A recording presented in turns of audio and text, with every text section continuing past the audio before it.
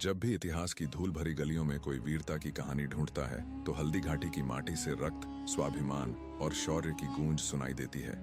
ये वो रण था जहां धरती ने लाल रंग ओढ़ा, जहां एक राणा ने सम्राटों की नींव हिला दी, जहां एक चेतक ने इतिहास की धड़कन बनकर अपनी जान कुर्बान कर दी।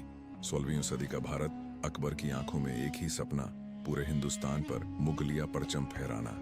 एक एक करके राजपूताना की रियासतें झुकने लगी, लेकिन एक रियासत थी जो अब भी सीना ताने खड़ी थी, मेवाड़। और उसकी आत्मा महाराणा प्रताप। उस राणा ने ठान लिया था, जब तक मेरे राज्य की माटी पर गुलामी की परछाई भी पड़ी, तब तक न मैं महलों में रहूंगा, न पलंग पर सोऊंगा, न सोने चांदी के बर्तनों में अन्न ग्रहण करूंगा। अकबर ने राणा को झुकाने के लिए एक एक कर अपने दूत भेजे, जलाल खान, फिर मानसिंह, फिर राजा टोडरमल। लेकिन राणा का उत्तर हर बार गूंजा, मेवाड़ झुकेगा नहीं, राणा प्रताप बिकेगा नहीं। 1576 मेवाड़ की धरती पर हवाएं भी तलवारों की धार जैसी चलने लगी थी।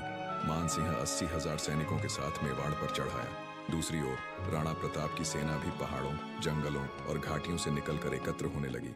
भीलू राणा, हकीम खान सूरी, रामशाह तोमर, झालामान और हजारों योद्धा। ये सिर्फ सैनिक नहीं थे, ये थे स्वाभिमान के सिपाही।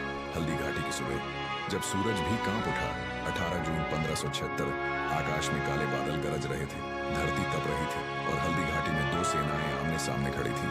राणा प्रताप ने सबसे आगे हकीम खां को भेजा।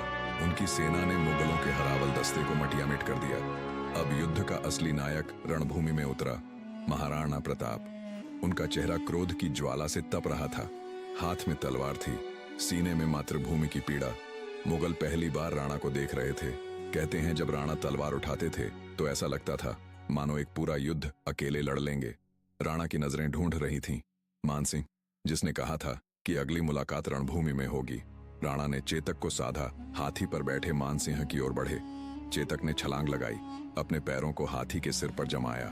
राणा ने भाले से ऐसा प्रहार किया कि मानसिंह अपनी जान बचाकर झुक गया, महावत मारा गया। लेकिन राणा के पैर में गोली लग चुकी थी। झालाबीद आगे आए, कहा, हुकुम, अब आपको उपचार की आवश्यकता है, चेतक भी घायल है। राणा ने कहा, झाला, अब सेना तुम्हारे हवाले, मैं नहीं रुक सकता।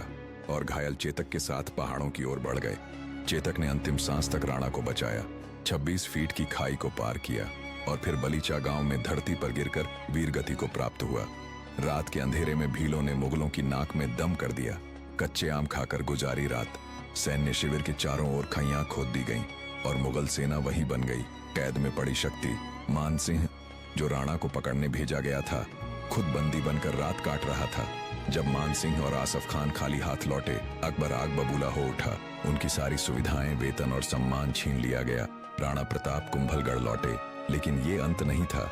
ये था उस स्वतंत्रता की लौ का आरंभ जिसे हल्दी घाटी की घाटियों ने अपने रक्त से जलाया था। हल्दी घाटी की माटी आज भी साक्षी है, जहां एक राणा ने कहा था, मैं झुकूंगा नहीं, मैं टूट जाऊंगा, पर मातृभूमि की इज्जत पर आंच नहीं आने दूंगा।